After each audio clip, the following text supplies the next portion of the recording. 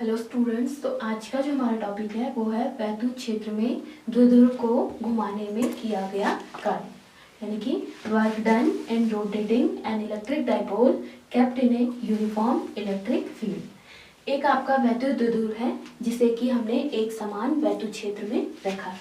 तो इसके लिए सबसे पहले हम एक यूनिफॉर्म इलेक्ट्रिक फील्ड ले लेते हैं। ये सपोज ये आपका क्या है, एक समान वैद्युत क्षेत्र, और इसमें हमने क्या करा है, एक डाइपोल को, एक द्विध्रुव को इसमें रख दिया ये आपका, ठीक है।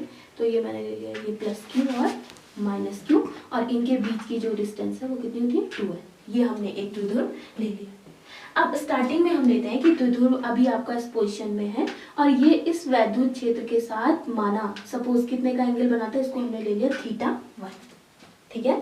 स्टार्टिंग में ये θ1 का एंगल बनाता है। अब हमने ये इससे पहले वाले टॉपिक में भी हमने बात करी थी कि जब हम डाइपोल को क्या करते हैं, ये जो द्विध्रुव है जब इसे वैद्युत क्षेत्र में रखते हैं तो इस पे क्या करता है, एक कपल ऑफ फोर्स काम करता है, जो कि क्या करता है, इस डाइपोल को इस फील्ड में क्या करता है, रोटेट करने का कार्य करता है, ठीक है। तो अब जब इस डाइपोल में कपल ऑफ फोर्स लगेगा, जो आप जिसके लिए हमने क्या निकाला था, टॉर्क कितना आता है, PE sin थीटा, ये वाला हमने इससे प्रीवियस वाले टॉपिक में निकाला था, ठीक है। तो अब क्या करते हैं, आपने ये द्विध्रुव है, अभी ये इस पोजीशन में क्षेत्र के साथ कितने का एंगल बना रहा है, θ1। अब आप इसे रोटेट करते हैं, तो रोटेट करके सपोज जो डाइपोल की पोजीशन है आप वो ये आ जाती है, ठीक है। तो अब ये आ गया, ये माइनस क्यू और ये हो गया प्लस क्यू। अब जो पहले ये एंगल θ2 बना रहा था, अब हम मान लेते हैं, माना ये वाला जो एंगल है ये अब कितना बनाता है, θ2, ठीक है। पहले θ1 था, अब हमने ले लिया, जब ये रोटेट हो रहा है तो ये कितने का एंगल बना रहा है, θ2। तो जब आप डाइपोल को रोटेट कर रहे हैं, अब ये वैद्युत क्षेत्र में कपल ऑफ फोर्स के कारण, टॉर्क के कारण क्या हो रहा है, रोटेट हो रहा है। तो रोटेट होने के कारण अब आपको निकालना है कितना वर्क डन हो रहा है। तो वर्क क्या होता है आपका, फोर्स इनटू डिस्प्लेसमेंट। अब हम एक पहले आपका सूक्ष्म कार्य निकालते हैं, DW जिसे आप बोलते हैं। तो वर्क आपका कार्य बराबर क्या होता है, बल इनटू विस्थापन। तो DW इज इक्वल टू बल, फोर्स कितना लग रहा है इसमें, टॉर्क इनटू, और डिस्प्लेसमेंट कितना हो गया, देखो पहले कितना था, θ1 और बाद में कितना हो गया, θ2। तो आप इसे इन शॉर्ट में क्या ले लेते हैं, d थीटा, θ1 माइनस θ2 ले सकते हैं, या मैंने इसे ले लिया d थीटा, ठीक है। तो ये आपकी इक्वेशन आ गई है बस। अब आपको उसको सॉल्व करना है, तो लेकिन आपको DW नहीं निकालना है, आपको क्या निकालना है, W, पूरे उसको रोटेट करने में किया गया कार्य। तो अब हम इसका क्या ले लेते हैं, इंटीग्रेशन, ठीक है। और ये कितना आ जाएगा, integration tau into d। Torque की वैल्यू आपके पास कितनी आई थी, PE sin थीटा, तो इसकी वैल्यू रख लेते हैं PE sin थीटा, और यहाँ पे आ जाएगा d थीटा। अब जो इंटीग्रेशन आप कर रहे हैं, जो डिस्प्लेसमेंट हो रहा है, विस्थापन जो हो रहा है, वो कहाँ से कहाँ तक हो रहा है, पहले एंगल कितना था, θ1, बाद में हो गया θ2। तो इसकी जो लिमिट आप लेंगे θ1 से θ2, ये आप इसका इंटीग्रेशन करेंगे तो ये आ जाएगा W, और यहाँ से लिमिट ले लेंगे θ1 से, ये हो गई है θ2, ठीक है। अब इंटीग्रेशन करने के लिए, इंटीग्रेशन किस तरीके से करते हैं ये मैं आपको बताऊंगी। तो ये आपने मैथ्स में भी पढ़ा होगा अपने, ठीक है। डी के साथ डिफरेंस, यहाँ पे जो डी है उसके साथ कौन सा पद है, थीटा।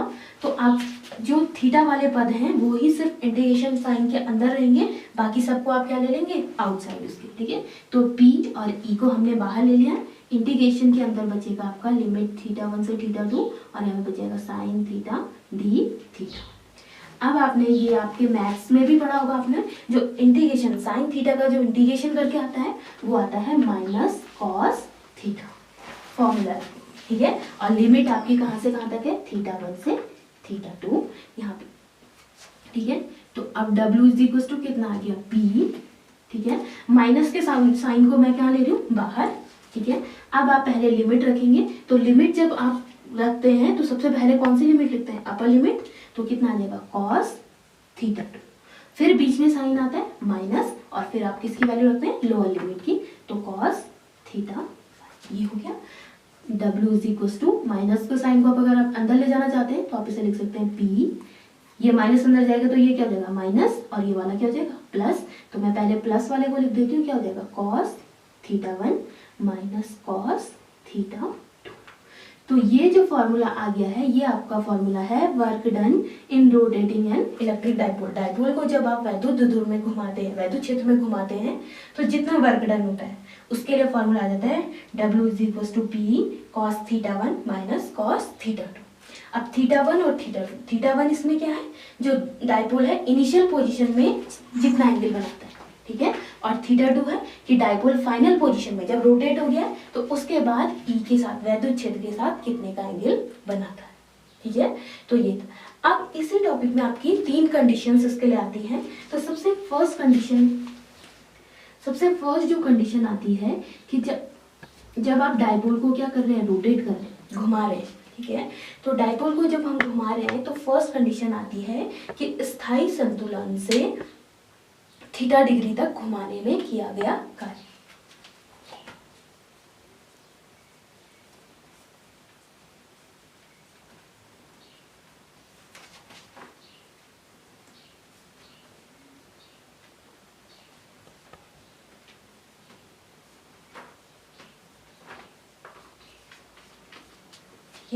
तो अब जो फर्स्ट कंडीशन है, स्थायी संतुलन से थीटा डिग्री घुमाने में किया गया कार्य। तो स्थायी संतुलन आप इसे क्या बोलते हैं, स्थायी संतुलन का मतलब है जब आपका जो एंगल थीटा है उस स्थिति में जो आपका थीटा होगा वो कितना डिग्री होगा, 0 डिग्री।